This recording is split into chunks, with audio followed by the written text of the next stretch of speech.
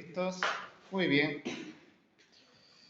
Muy buenas tardes tengan todos ustedes y nuevamente vamos a tratar este tema de claves que en su oportunidad generó bastante interés y tanto fue que lo subieron hasta las redes sociales y es interesante verlo y conversarlo. Más que todo lo que me interesa es las preguntas que se van a terminar al término de la presentación. Entonces, cuando hablemos de las claves en salud son de las claves de las emergencias obstétricas. Y lo que queremos resaltar acá es el trabajo en equipo que tiene que darse cuando tenemos las emergencias. ¿Ok? Nosotros bien sabemos cuando existe una emergencia obstétrica, hay una atención demorada. ¿Ok? Las clásicas 4 demoras. Y acá también tenemos las demoras. Uno, que no se cuenta inmediatamente con el personal idóneo, porque la emergencia se puede presentar en cualquier sitio y la paciente lo lleva a un centro de salud y es una placenta previa. Entonces, vamos a tener problemas. O de repente llega al hospital y lamentablemente en ese hospital no llegó al anestesiólogo y no va a poder operarla. No se dispone de materiales imprescindibles para una óptima atención, ya quisieron tener todos los establecimientos, los materiales y recursos para poder trabajar. Hay métodos laboratorios necesarios y ahorita cuando vean la clave amarilla van a ver la importancia del dosaje del ácido láctico para ver si un paciente está en shock o no está en shock. La otra cosa que es bien preocupante es el manejo no estandarizado, ¿ok?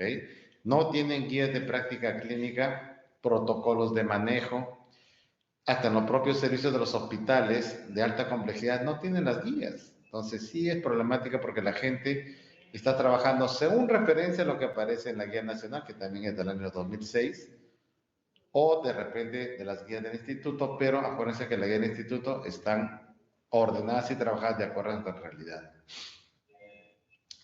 No se sigue una secuencia ordenada de las intervenciones, el paso a paso que debe ir. Entonces, se ha visto que cuando ahora se trata de las emergencias obstétricas, lo más importante es tener listas de chequeo para verificar que estamos cumpliendo todas las acciones necesarias para manejar adecuadamente una emergencia obstétrica. ¿Qué sucede cuando tenemos todas estas situaciones y llegan los pacientes a la emergencia? Por supuesto, entra un paciente delicado, grave, todo el equipo de salud va a atenderlo, pero nadie se acerca a dar informes a la paciente. Creo que pasan 15, 20 minutos, el paciente está siendo atendido, nadie informa nada, y eso sí es un problema porque se va a generar muchos supuestos de cosas que no se están dando. ¿Ok? Entonces, la otra cosa que tenemos es el manejo inapropiados. Todos estos manejos inapropiados pues, generan simplemente las demoras, muerte materna o neonatal, o si la paciente se complica, va a tener secuelas graves y si hay secuelas graves va a haber más gastos de hospitalización e intervenciones que se tienen que dar. Y esto lleva, cuando se da todas estas cosas, desprestigio de los profesionales en las instituciones de salud.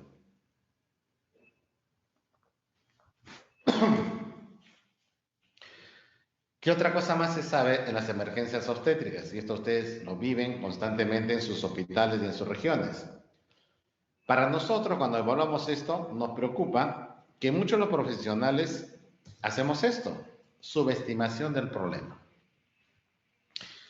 Si yo le pregunto en su hospital, ¿cómo valoran el sangrado de un paciente? ¿Cuál es la forma de evaluar la magnitud de un sangrado?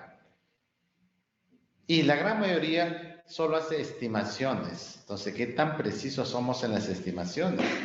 Y como yo siempre les digo, tenemos números mágicos porque en las cesáreas, en la gran mayoría de reportes de las salas de operaciones de la cesárea, aparece que el sangrado reportado por el cirujano que operó, 500 centímetros cúbicos.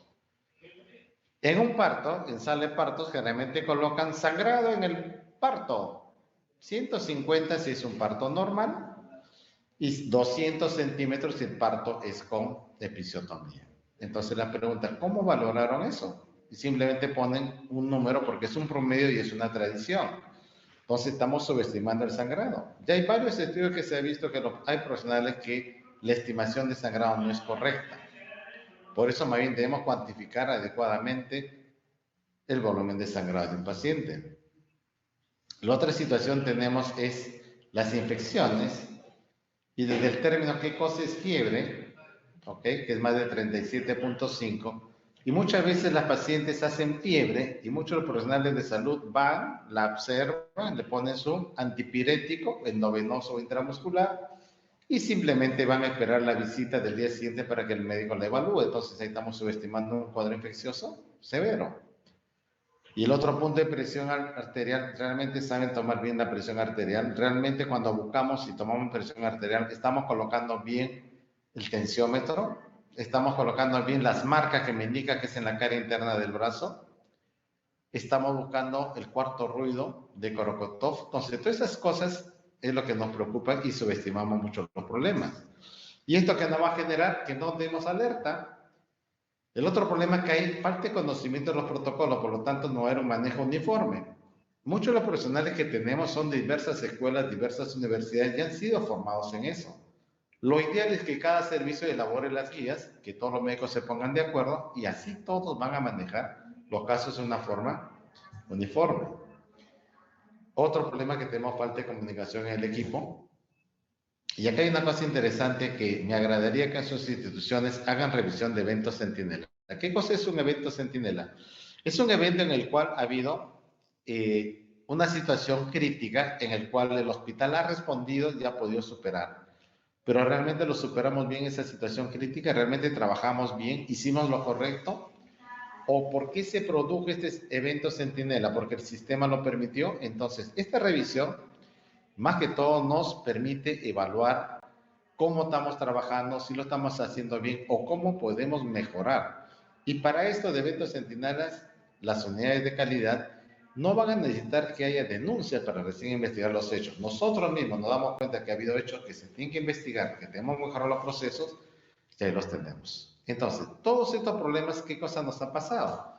En la subestimación no determinamos la gravedad, la alarma tardía hace que nosotros no acudamos a atender adecuadamente a un paciente, la falta de conocimientos, falta de liderazgo, personal experto y tratamiento no estandarizado o subestándar. Entonces, todo esto nos está generando una serie de problemas en los diversos servicios de salud. Entonces, ante esto, el Ministerio elaboró varias estrategias o las instituciones también están elaborando estrategias para cómo mejorar el desempeño en el manejo de las emergencias obstétricas. Entonces, en primer lugar, estandarización del manejo de las emergencias obstétricas y para eso la elaboración de guías de práctica clínica. El instituto, desde el año 2014, empezó a actualizar su última guía de práctica clínicas y recién se ha podido terminar en el 2018. Entonces, ya se tiene una versión del manejo de las emergencias obstétricas ahí en la guía que tenemos.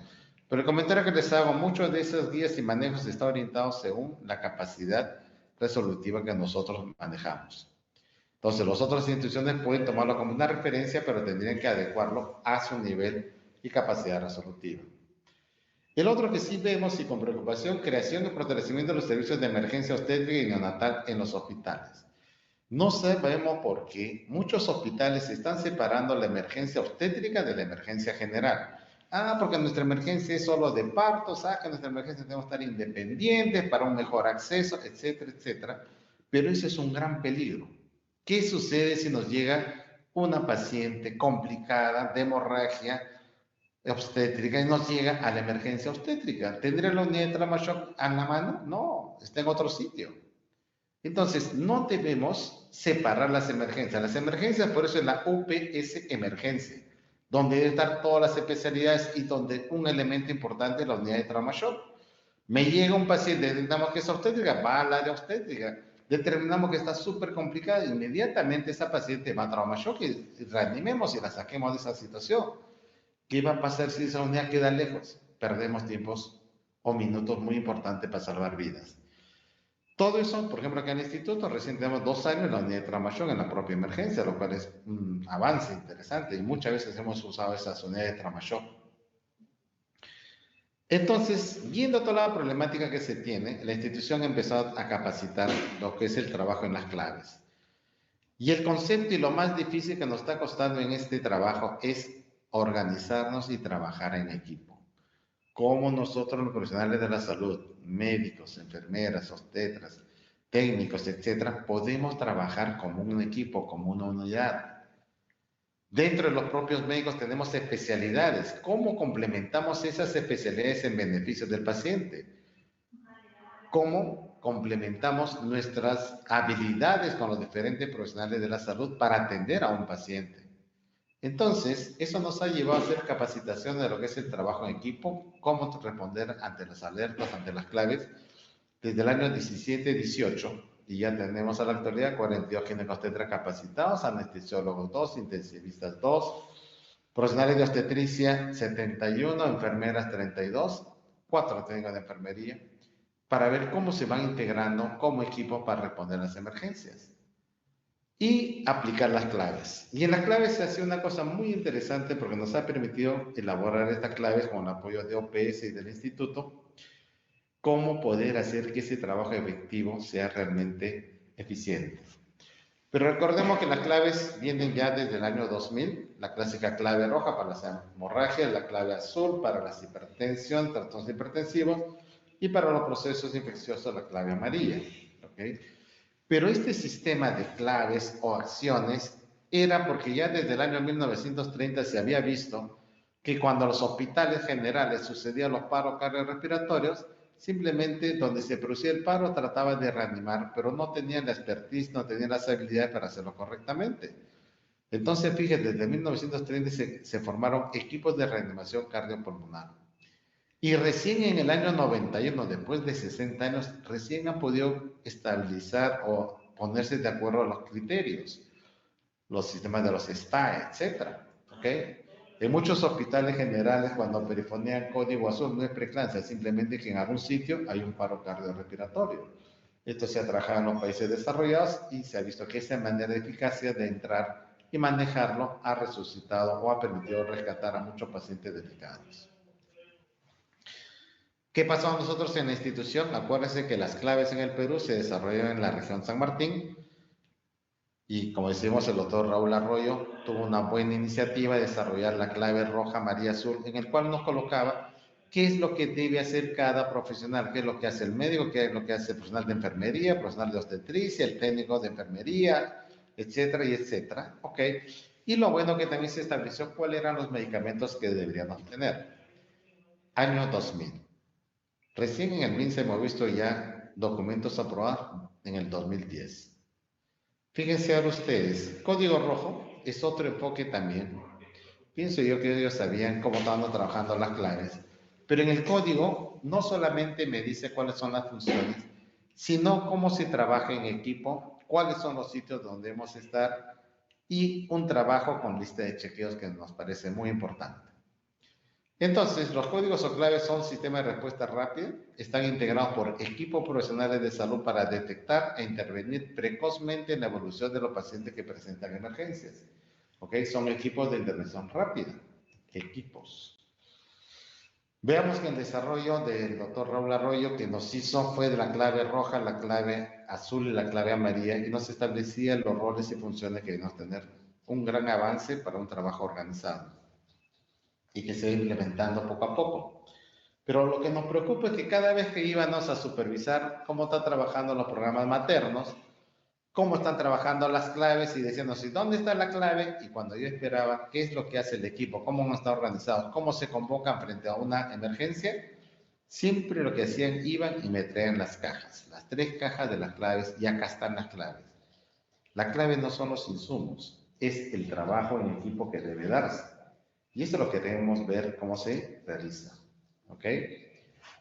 Entonces, acá hemos estado viendo que sí estaban las claves, no se operativizaban y más lo habían puesto que como eran insumos.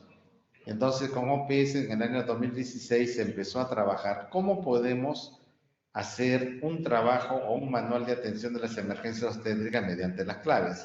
Cómo hacer que las claves nuevamente se coloquen en función del trabajo de los profesionales y darle los roles que le corresponde a cada uno. Entonces, para nosotros acá, fíjense, al final vamos a pasar los videos, vemos esas competencias de alta nivel que son la carrera Fórmula 1, donde entran las estrategias, quién entra, quién sale al momento de cambio de llantas, etcétera, todas unas estrategias, primer piloto, segundo piloto, pero observen ahí al piloto, y tenemos 4 equipos simultáneos que están haciendo varios, hasta 5 equipos, varios procesos. Están cambiando las llantas, están colocándole la gasolina, lo necesario, limpian el visor al piloto, y acá hay una persona que está con una banderita y lo único que está mirando el piloto es que levante la bandera para seguir acelerando. Promedio 11, 12 segundos, mejores equipos 9, 10 segundos, y esta carrera se gana por milisegundos. Entonces, observen lo siguiente: ya quisiéramos que estos sean los pacientes y todo el personal de salud, sabiendo hacer correctamente su función, sabiendo hacer correctamente su papel, atendamos a estos pacientes. ¿Ok? Entonces, ¿qué condiciones necesitamos? Y acá sí es importante lo que se llama la complementariedad. Si yo convoco al ginecobstetra, al cardiólogo, al intensivista, al anestesiólogo, son médicos, pero cada uno de ellos tiene una expertise, una habilidad. Entonces yo necesito que esas habilidades se complementen, se potencien para dar una mejor atención a un paciente. De igual manera, esa complementariedad es entre los profesionales médicos, profesionales de obstetricia. ¿Cómo nos podemos complementar trabajando en equipo para manejar la emergencia obstétrica? Y de igual manera, ¿cómo necesito el apoyo y la complementariedad que debo hacer con los profesionales de enfermería? ¿Ok? O sea, entre los tres tenemos que darnos el apoyo entre nuestras mejores habilidades. Más aún van a estar viendo ustedes que cuando se presente la emergencia, la persona que detecta la emergencia activa la emergencia e inmediatamente aplica la guía de práctica clínica, cómo se maneja ese caso, y empieza a tomar las acciones hasta que el equipo se vaya conglomerando. ¿Ok? Ese es un concepto bastante importante, porque muchas veces, tenemos una emergencia, hay que avisarle al obstetriz. No, hay que avisarle al médico asistente. Si el médico asistente no activa la clave, nadie activa la clave. No es así. Basta que la persona detecte la emergencia y está en seguridad que sí están detectando, él activa la clave y todo el hospital va a responder. Coordinación tiene que ser trabajo coordinado en el cual el líder determina las funciones que cada uno debe hacer. Pero acá viene lo interesante, que en la preparación que estamos dando, todos los que van a participar deben saber cómo se maneja el caso, qué medicamentos se utilizan, cuál es la dosis de medicamento que se utilizan. Y si me toca a mí el rol de cabeza, ¿qué hace el profesional que está en la cabeza? Si me toca brazo, ¿qué me toca en esta oportunidad? Presión o aplicación de medicamentos. Yo debo hacerlo correctamente. O estoy con el líder evaluando la parte del sangrado o la parte que me asigne la función. Significa que todo el mundo tiene que saber todo el rol que tiene que hacer, y para eso requerimos una buena comunicación. Confianza. Cuando decimos confianza, ¿qué significa? Que yo sí estoy seguro que tú estás bien entrenado y sabes tomar bien la presión arterial, sabes tomar bien el pulso, sabes hacer la maniobra de compresión externa e interna que yo solicite que tú realices. Significa que ustedes estarán entrenados y lo hacen correctamente, y eso me va a generar confianza porque sí hemos visto y hemos supervisado su entrenamiento. Compromiso significa que todos en el equipo estamos comprometidos para hacer nuestro mejor esfuerzo y evitar una muerte materna. Y siempre en el equipo, siempre vamos a ver que vamos a requerir la presencia de un líder quien va a coordinar todas esas actividades. Entonces, cuando tenemos una situación de emergencia, los profesionales de salud deben estar capacitados en detectar esa emergencia. Una vez detectada la emergencia, se activa la clave y se toman las medidas para evitar que siga incrementándose el daño. Entonces, ¿cuál va a ser el equipo? Ese equipo va a depender dónde me encuentre trabajando. Por supuesto, si estoy en un centro de salud, y ojalá que lo tenga, que esté un médico, que esté la obstetriz obstetra, que esté la enfermera, técnico de enfermería, y en lo posible un transporte, una ambulancia. De repente, doctor, todo eso lo tendrá en 1.4, pero en el 1.3 de repente no están completos. En el 1.2 a la justa tendré al médico, ya sea enfermera o obstetriz. Y de repente estamos en el 1.1 donde hasta a veces ni profesional tengo y solo tengo un técnico. Entonces, ¿cómo debemos armar estas respuestas? Acá nos ponemos en el escenario, por ejemplo, si estamos en un hospital de alta complejidad y yo activo la clave para las emergencias obstétricas, necesito un médico ginecobstetra asignado. Acá en la institución, el anestesiólogo que viene a acudir a nuestro llamado es el anestesiólogo de recuperación o el anestesiólogo que lo tengo en sala de partos. Va a venir al sitio donde se activa la clave roja. Al médico intensivista tengo dos intensivos. Uno de ellos, el que tiene que venir, que generalmente decimos el de la UCI 2, se acerca. El profesional de obstetricia programado en el sector donde está la cama o el caso es la que se queda. El resto de profesionales siguen laborando en las otras camas de los pacientes. Para nosotros, el profesional de enfermería que viene a apoyarnos es una enfermera capacitada en trauma shock, en colocación de vía difícil. Ese es el personal que yo necesito que nos apoye ahí. El técnico de enfermería para que apoye trayendo las cosas necesarias, los insumos, programado del sector. Se activó la clave roja, el camillero de sala de operaciones ya alista su camilla y está presto al llamado. Laboratorio escuchó el llamado y manda a su técnico a recoger las muestras de análisis del paciente que se va a evaluar. Banco de sangre escuchó clave roja, inmediatamente va y toma 2 unidades de grupo O, y ojalá que haya RH negativo, o si no, 2 grupos O positivo, sin pruebas cruzadas, y inmediatamente lo lleva al sitio donde ha sido convocada la emergencia. Sala de operaciones, escucha el llamado, el personal de enfermería que distribuye sala de operaciones sabe que se viene una clave roja, separa alguna sala o hace que alguna sala se desocupe lo más pronto porque se viene una clave roja. Igualito, cuidados intensivos, tiene que estar preparado, siempre paran llenos, o por lo menos que preparen una camilla donde van a tener que recibir a un paciente delicado. Transporte, acuérdense que sí, ni bien se activó la clave, el chofer tiene que ir a su unidad, preparar, ver que tenga gasolina, que esté en la movilidad operativa, que esto, que el otro lo tenga listo. Y no que a última hora recién lo van a buscar, a última hora no hay ni gasolina, no hay nada. Entonces, desde el inicio que se activa la clave, tenemos que ver que lo esté operativo.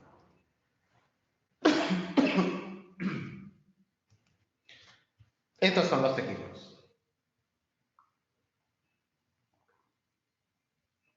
Todos estos profesionales con sus competencias y sus habilidades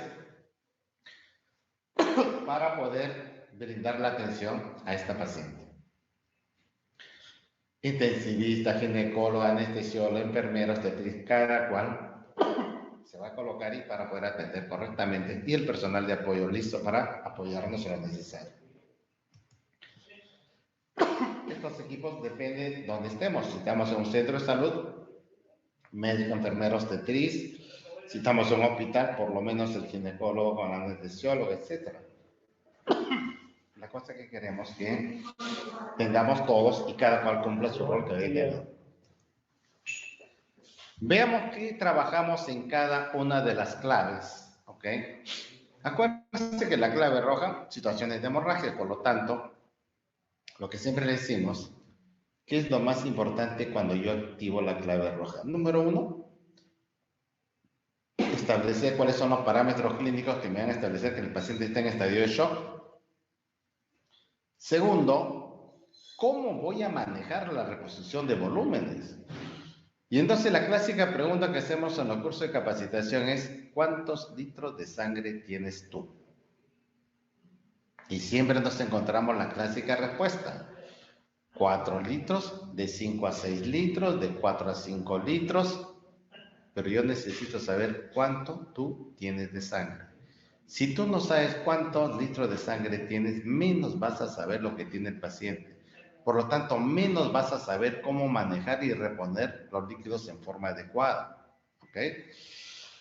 Entonces, ¿cuándo vamos a activar la clave roja? Si estamos en el primer nivel, puesto centro de salud, nosotros decimos, y acá hay unas cosas bien interesantes. Acuérdense ustedes que los cambios hemodinámicos o los cambios fisiológicos de la mujer durante el embarazo hace que la mujer esté preparada para sangrar en el momento del parto. Normalmente nosotros sabemos que una mujer, supongamos en promedio que tenga 4 litros de sangre, al final del embarazo aumenta su volemia en un 50% a 6 litros de sangre. Y más aún, esa sangre que va a aumentar es una sangre diluida. Acuérdense, porque baja el hematocrito, la hemoglobina, por la hemodilución fisiológica. Entonces, estas mujeres en este estadio, así, pierden 1 litro de sangre y no pasa nada. No hay alteraciones en el pulso ni la presión arterial, no hay mayor manifestación clínica. Entonces, ¿cuándo vamos a activar la clave roja en el primer nivel? Puesto centro de salud. Shock estadio 2, shock moderado.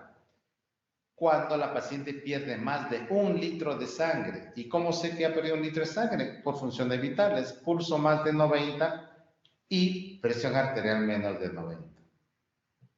Entonces acá tenemos un problema.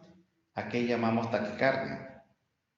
Y la gran respuesta, pulso más de 100. Esto es correcto. Pero para hombres y mujeres no embarazadas.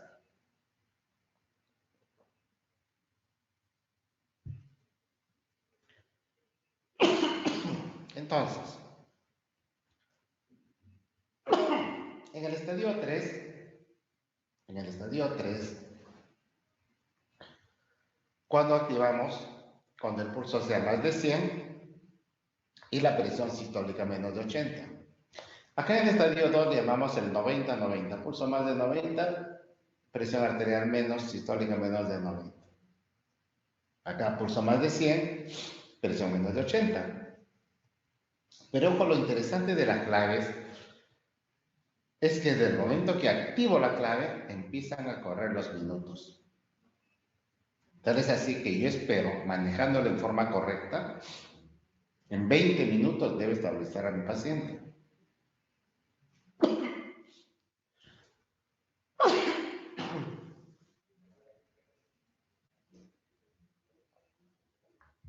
Y en 30 a 60 minutos debo definir qué hacemos con el paciente o control de daños. Entonces, esta es la tabla bien interesante porque es una tabla que nos permite determinar los niveles del shock.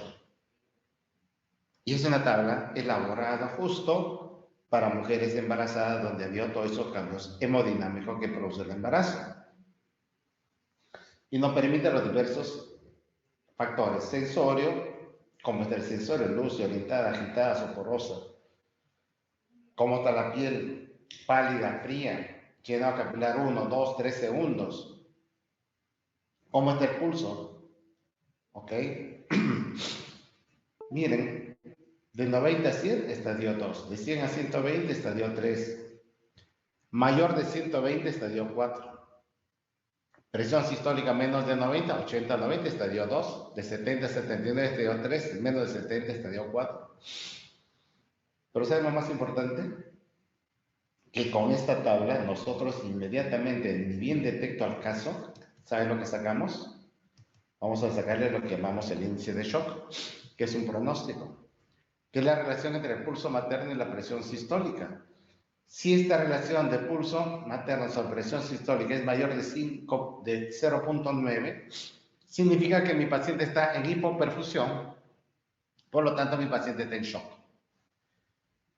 Acuérdense, pulso 90, presión sistólica 90, 90 entre 90 te sale 1, ya tu paciente está con hipoperfusión. Observen, ¿por qué en este nivel 1?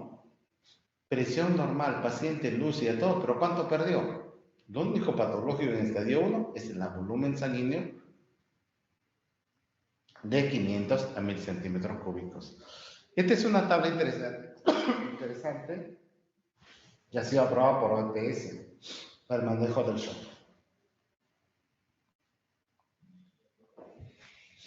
Sigamos. La otra cosa interesante es esto, el índice de shock. Si el índice de shock es mayor de 1.3, que lo sacaste al momento que se evaluó a tu paciente, significa que tu paciente requiere sangre. Pues de primer nivel, ¿de dónde me va a sacar sangre? Para eso sigue la posición anti-shock, elevación de miembros inferiores, 45 grados o 90 grados. Y lo bueno que se está trabajando los trajes anti-shock en el primer nivel de atención. Ese equipo, frente a una emergencia, tiene que grupo que ver a la cabeza, al otro y los brazos. Cada uno de ellos tiene funciones. Como yo le decía, todos los que participan deben saber qué es lo que hace en la cabeza, qué funciones tienen que estar los colocados en el útero, qué funciones están los que cumplen en lo que están colocados en el brazo. Entonces, fíjense así, el que esté en la cabeza tiene que chequearme la vía aérea, que se le administra oxígeno, que la paciente esté lúcida. Es el que está muy interesado en cómo está la presión, el pulso, con los retos que se están pasando. Vigila el estado de conciencia y lo más interesante, está tomando tipos y está escribiendo todo lo que sucede para que en el momento definitivo, si quiere pasar a sala, ya tiene todo anotado y pase directamente el paciente a sala. En los brazos van los profesionales, colocación de vías, aplicación de medicamentos. El primero que llegue se dedica a funciones vitales, el que sigue va colocando vías y es un trabajo compartido.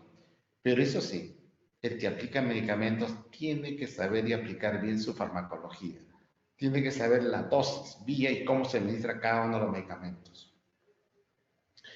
En útero debe estar en la zona donde está el sangrado, debe estar el líder, es el que indica quién va a la cabeza, quién va a los brazos, quién lo apoya en la revisión, etc. Y es el que está llevando el caso. Entonces, clave roja, que hemos dicho, minuto 0, determinar que el paciente está en shock, ya depende en qué estadio está, estadio 2, 3 o de repente en el 4. E inmediatamente se arman dos equipos. Un equipo que va a manejar la hemorragia, como para el sangrado, y el otro equipo que va a manejar el shock hipovolémico. Entonces, cada uno de ellos va a empezar a manejarse. Y en los casos de atonía uterina, acuérdense, no solamente se coloca oxitocina, se coloca simultáneo ergometrina, misoprostol y los hospitales ácido tranexámico para los casos de atonía. Entonces, hay cambios en los manejos. ¿Qué quiere decir? Que en estas acciones que yo hago, a los 20 minutos debo tratar de controlar el sangrado. A los 20 minutos debo decidir, ¿este paciente se sigue manejando acá en sala de partos en emergencia o va a la operación? O si está en un centro de salud, ¿se queda en mi centro de salud o lo envío al hospital? Esa decisión a los 20 minutos. No hay que tomar más tiempo. Por supuesto, entre los 20 y 60 vamos a hacer todas las maniobras para que el paciente no sangre mucho, compresiones, uso de medicamentos, traje anti-shock, etcétera, y etcétera, para tratar de llegar con la menor pérdida sanguínea hasta un centro quirúrgico. Y fíjense, antes nos decían 60 minutos, ahora la hora de oro se está convirtiendo en la media hora. Realmente, si los sangrados son masivos, en 30 minutos ya el paciente debería estar en sala de operaciones. ¿Ok? Y luego de la intervención quirúrgica, ver si la necesidad tienen o no de uso. Observen este instrumento.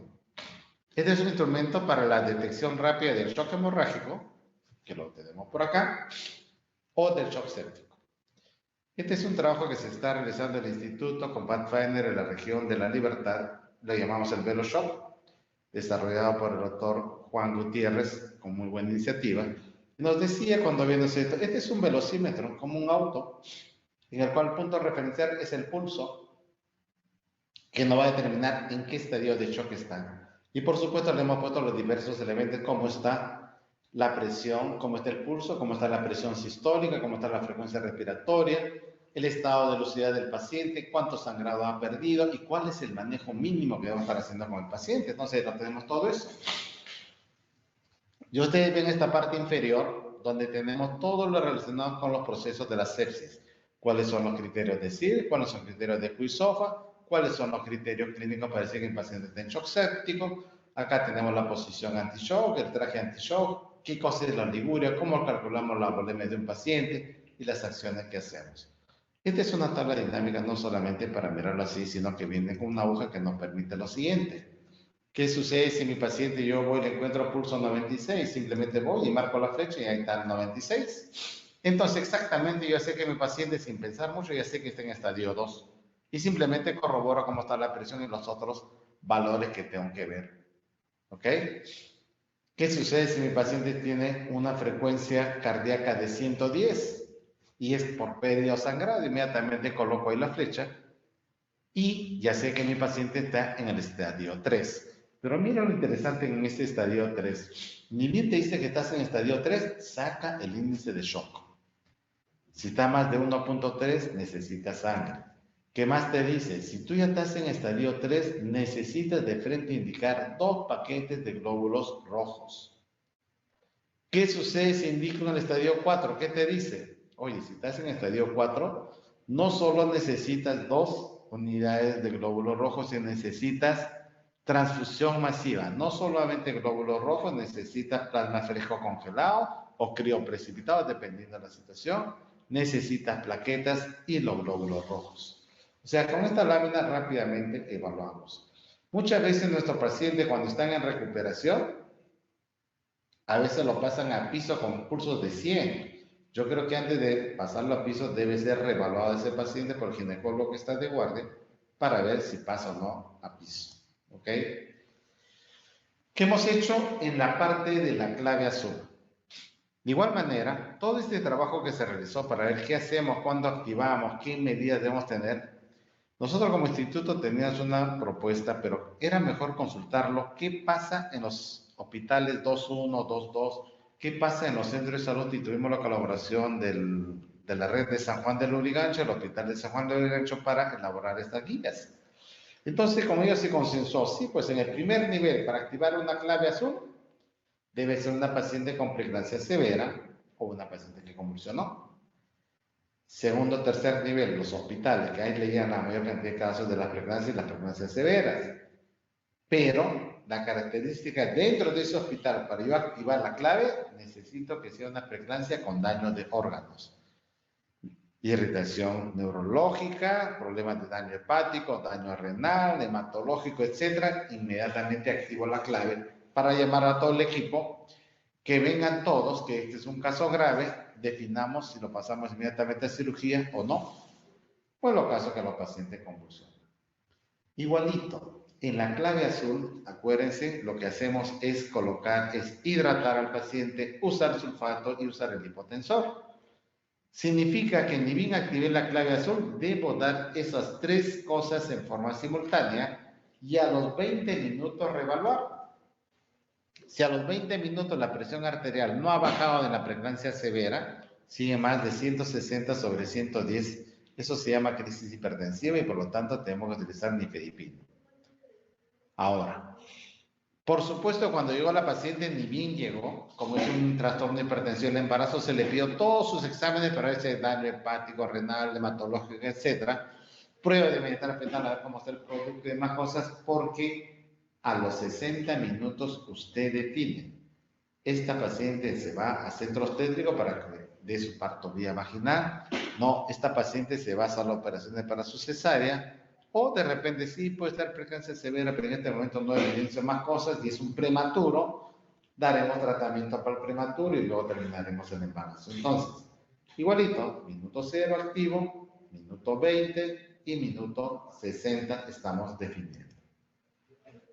El otro tema que es un problema, acá vemos en cabeza, ¿qué hacen de la cabeza? Igualito, chequea bien. Miren, brazos, aparte de, están colocando vía seguro, aparte de las pruebas de laboratorio, aparte de funciones vitales, cómo colocan medicamentos, sulfato, metildopa, nifedipino y si es necesario gluconato de calcio.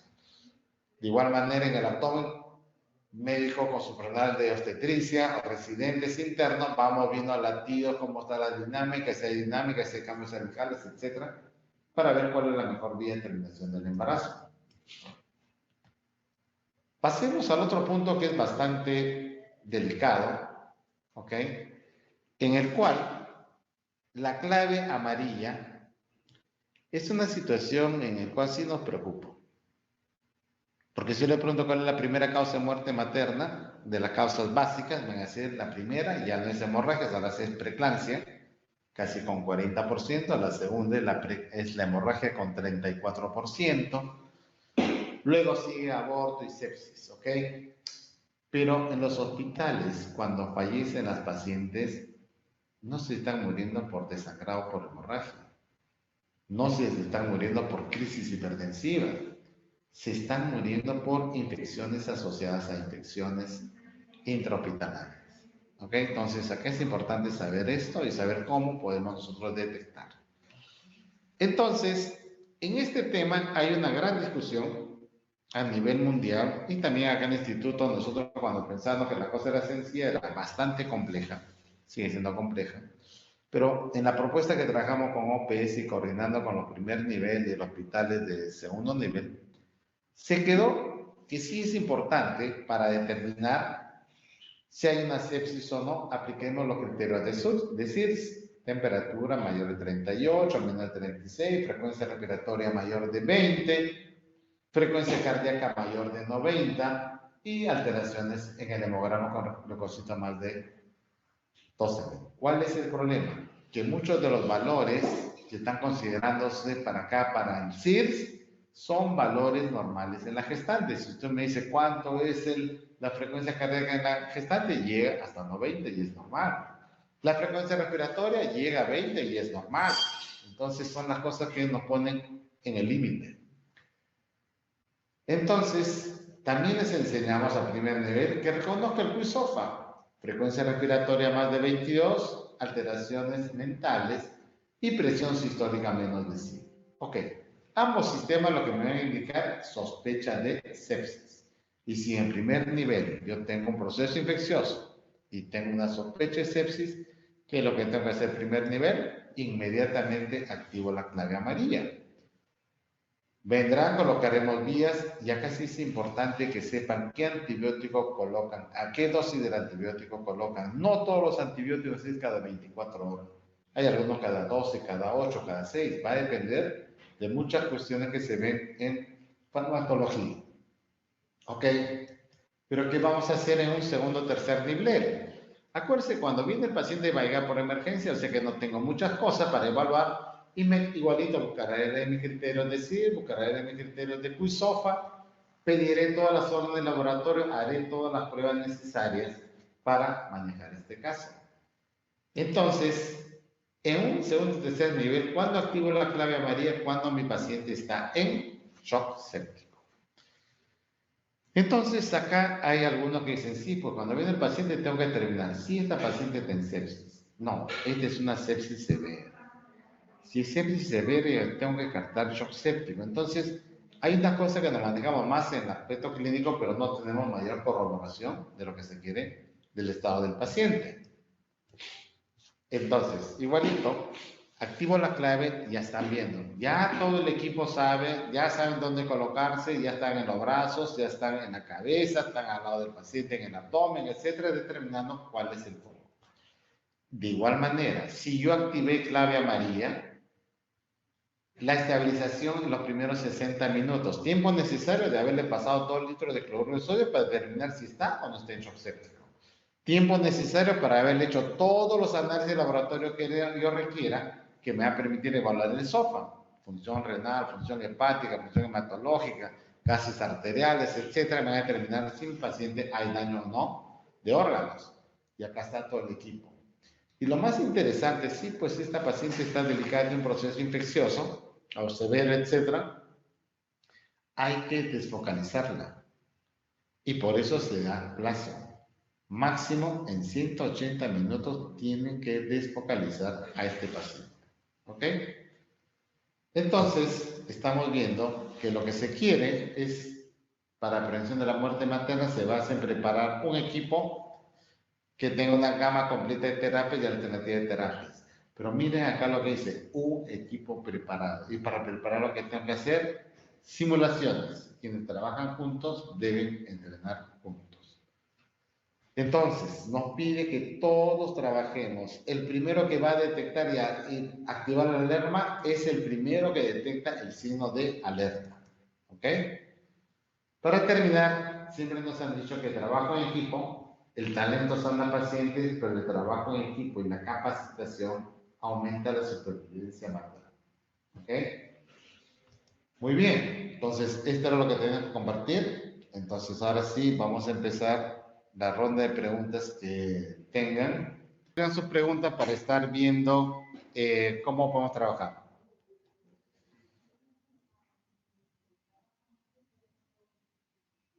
Excelente tu pregunta, Pablo. Observa, dice pues, cuando hicimos la revisión de esta tabla, yo recién la conocí esta tabla en el año 2014, 2015 y pensé que era una última tabla, pero lo interesante es la única tabla que se ha elaborado basado en los cambios fisiológicos de la mujer durante el embarazo. y es la tabla ahorita referencial a nivel mundial. Y tanto es así que se está aplicando en todos sitios.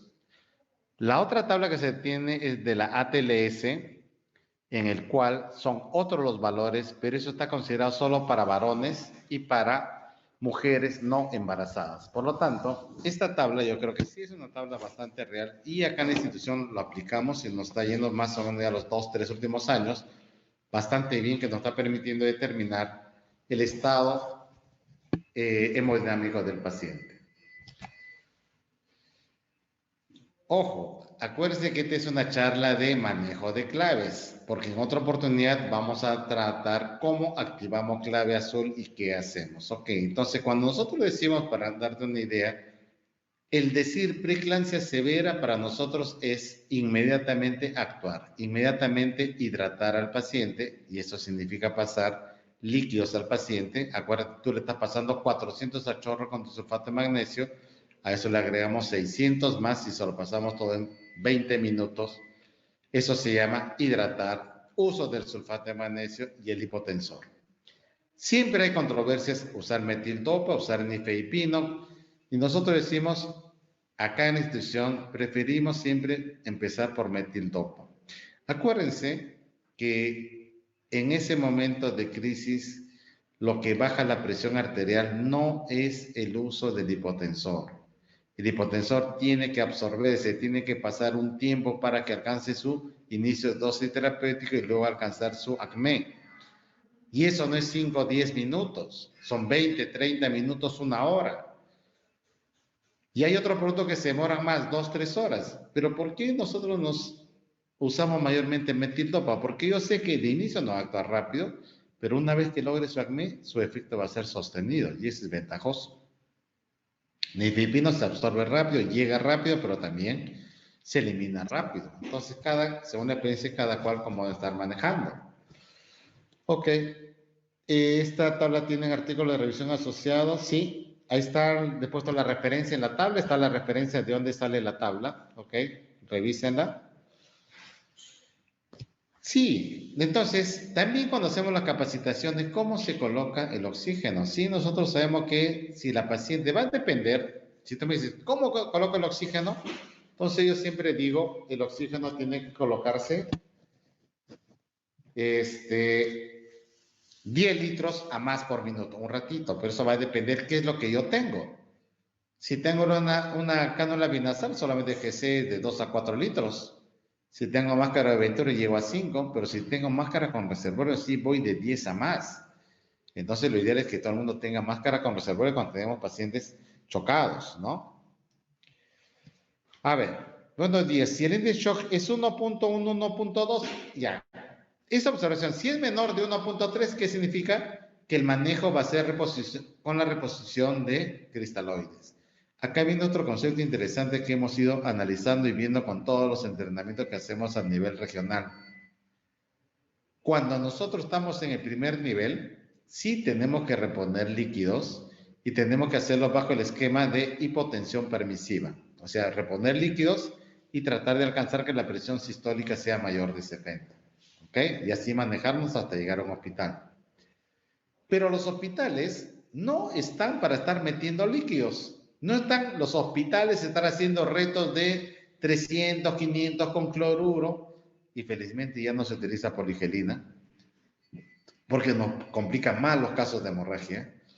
Pero el hospital lo que tiene son componentes sanguíneos. O sea, si mi paciente ha perdido sangre y factor de coagulación, lo que el hospital tiene que reponer es sangre y factor de coagulación, y no estar metiendo líquidos y líquidos. La técnica de SEA es una técnica bastante interesante, que es el clampaje de las arterias uterinas vía vaginal. Es una técnica que OPS está en evaluación. Hay artículos que han presentado, las muestras no son suficientes, pero sí en los sitios donde están aplicando le están dando resultados. Entonces, esta es una técnica que está en validación.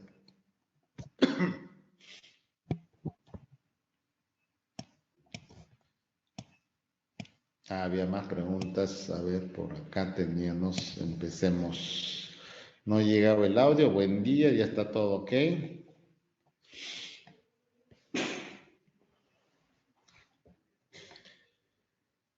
Audio, muy bien, se escucha. No, sí, no se preocupen que las charlas van a ser enviados a sus correos electrónicos, ¿ok? Para que lo sigan revisando. Como les digo, cada una de las claves es toda una sesión y los entrenamientos son talleres. Por ejemplo, el taller de clave roja dura mínimo unas 4 a 6 horas. El taller de clave azul, 4 horas. Taller clave amarilla, mínimo 4 horas. Donde hay una serie de cosas, de guías, lista de chequeo que se tienen que estar colocando y conociendo. ¿Ok?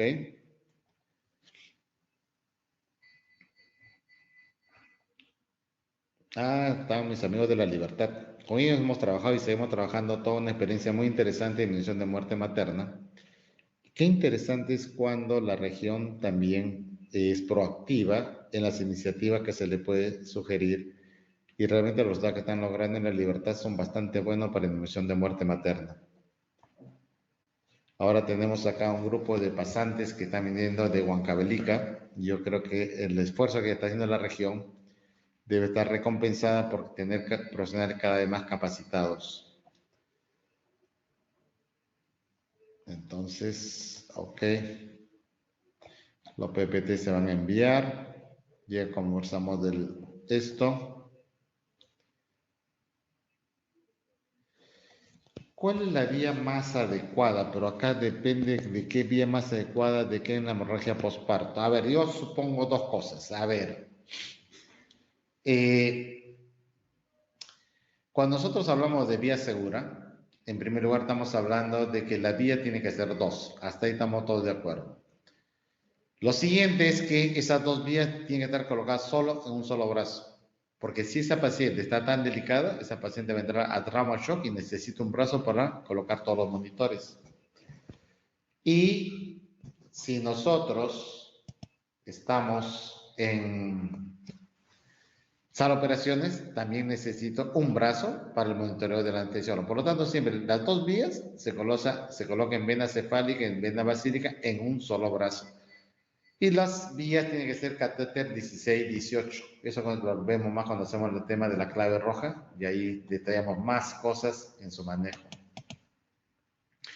El otro, de repente, es el uso del misoprostol. ¿Cuál es la vía más adecuada del misoprostol en hemorragia postparto?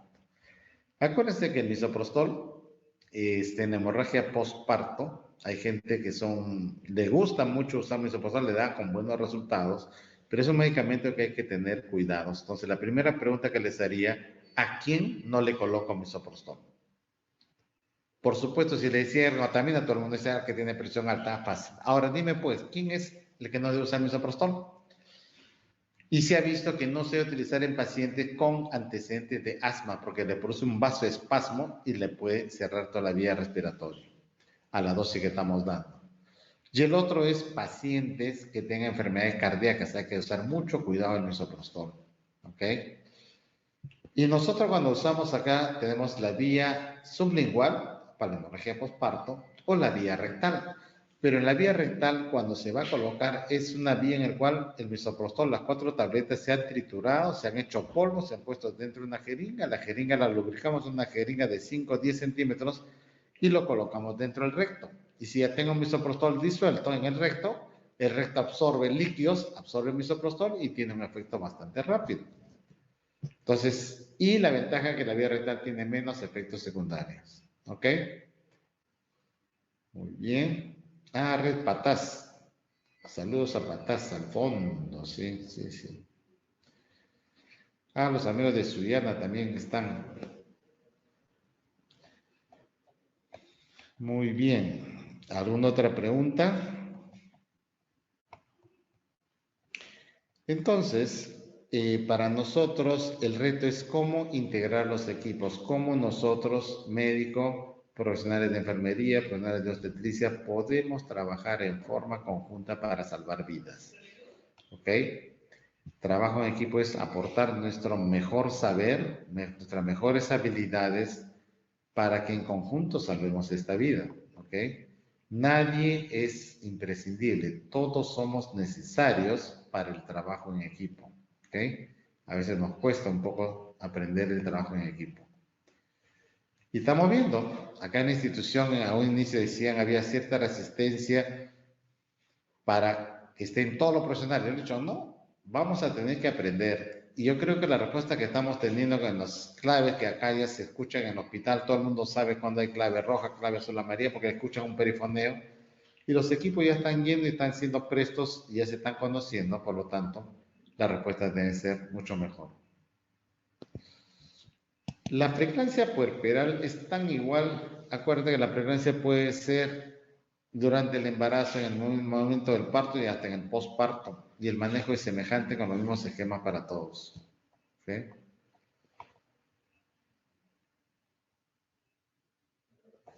Dice, durante el uso de misoprostol se debe administrar metamizol en forma simultánea.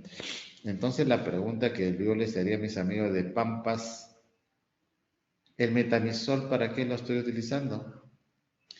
Porque el metamizol, como los AINES, me producen trastornos de la coagulación y si estoy frente a una hemorragia voy a tener problemas. Y si tú me colocas metamizol porque un paciente tiene 39, 40 de fiebre, estoy en problemas. Porque el metamizol me baja la presión arterial y el metamizol me produce agranulocitosis. ¿Qué significa eso? Que la respuesta celular de defensa, los glóbulos blancos, los polimorfos nucleares, lo inhibe. Entonces, en un proceso infeccioso, el metamizol está a favor de la infección y no del paciente. Y yo no sé para qué le he puesto metamizol si la fiebre es un mecanismo de defensa. Es interesante esto que me pone. ¿Se puede utilizar dos claves al mismo tiempo? Yo te diría lo siguiente. La caja de las claves debe ser una sola. Y acá en la institución ya lo hemos hecho así. Porque si tú te revisas la clave de la clave roja, clave azul y clave amarilla, tú encuentras elementos comunes que es igual en las tres claves y es lo que ocupa más sitio en la caja. ¿Qué cosa necesito para la clave roja? Oxitocina, ergometrina, misoprostol, ácido tranexámico y tal vez analgésicos y atropina, en caso de extracción manual de emergencia en zonas rurales. Y se acabó la clave roja. Porque el equipo, bueno, dices todas las ondas y la otra cosa está igual para todas las cajas. Para la clave azul solo necesito mi sulfato de magnesio, mi gluconato de calcio, mi metildopa, mi nifedipino, ok, principalmente, y se acabó la clave azul y la amarilla, mis antibióticos y las otras cosas que necesitamos. Y punto. 3 tuppers diferentes y tengo todo listo. Lo malo, como siempre hemos escrito en 3 cajas, cuando me vienen a supervisar me piden las 3 cajas. Ese es nuestro problema. ¿Ok? Eso, por eso hay que actualizar esa norma también. Muy bien. Si no tiene más preguntas, estaremos ahí comunicándonos. Ya Raúl se va a encargar de pasarle la presentación y creo que van a hacer las grabaciones. ¿Algo más, Raúl? Sí, que el PDF va a estar listo para descargar en el, Sí, ya se los. Ya, entonces acá, como dice, ya está listo el PDF de la presentación, va a estar en el Facebook para que todo el mundo lo tenga. Y cualquier aporte, vamos a darlo. Ah, y el video, bueno, es sección videos, ahí sí, no sé cómo está la cosa. Ok. Muy bien, entonces les agradezco mucho su atención. Espero que esta iniciativa del trabajo en equipo, integrémonos todos, todos somos profesionales de la salud, todos queremos lo mejor para nuestro paciente y creo que es una manera importante para integrarnos y mejorar la salud materna. ¿Ok? Vaya, muchas gracias por su atención. Ahora sí no toso, ya ves.